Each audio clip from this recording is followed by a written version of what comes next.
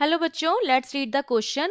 So in this question there are field lines of a single positive and negative charge respectively. आपको diagram दिखाई दे रहे हैं दो. एक डायग्राम जो है वो पॉजिटिव चार्ज की वजह से फील्ड लाइंस का है और दूसरा डायग्राम जो है वो नेगेटिव चार्ज की वजह से फील्ड लाइंस का है.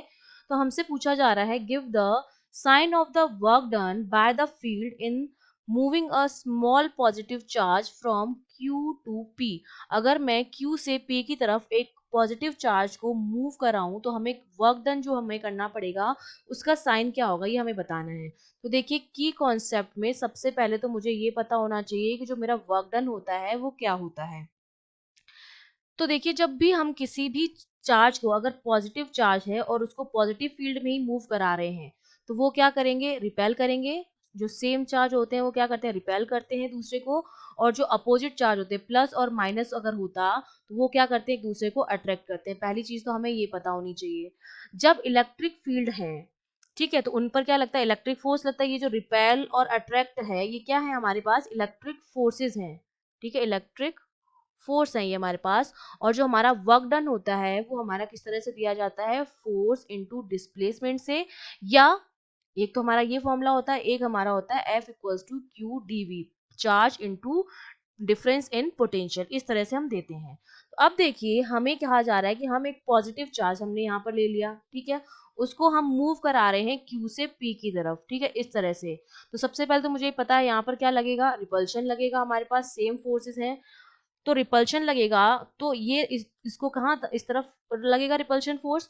तो फोर्स जो है वो मूविंग की जो डायरेक्शन है उसके अपोजिट डायरेक्शन में है. इसका मतलब हमें जो वर्क है वो करना पड़ेगा, work has to be done.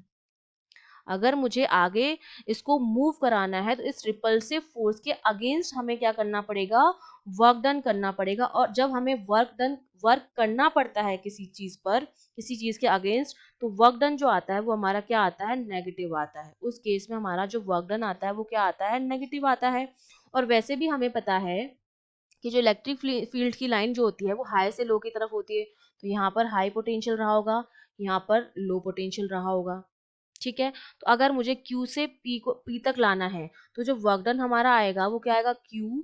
और V जो हमारा है वो लो पोटेंशियल है, उसमें से हम हाई पोटेंशियल को माइनस करेंगे. तो ये जो वाली जो चीज आएगी वो हमारी क्या आएगी, नेगेटिव आएगी. तो हमारा जो वर्क डन आएगा वो क्या आएगा, नेगेटिव आएगा. जब हमें किसी फोर्स के अगेंस्ट काम करना होता है तब हमारा वर्क जो आता है, वर्क डन जो आता है वो नेगेटिव आता है. क्योंकि हमें यहाँ पर पॉजिटिव चार्ज को Q से P तक लाना है. यहाँ पर रिपल्सिव फोर्स लगेगा जो अपोजिट डायरेक्शन में लगेगा, मूव इन के अपोजिट डायरेक्शन में. तो मुझे इस फोर्स के अगेंस्ट काम करना पड़ेगा अगर इसे मुझे मूव कराना है तो, है ना. तो हमें क्या करना पड़ता है, work has to be done by an external agency against this electric force और इलेक्ट्रिक फील्ड. तो हमारा जो वर्क डन आता है वो क्या आता है, नेगेटिव आता है. तो हमारा साइन क्या हो गया वर्क डन का, negative. I hope you understood well. All the best.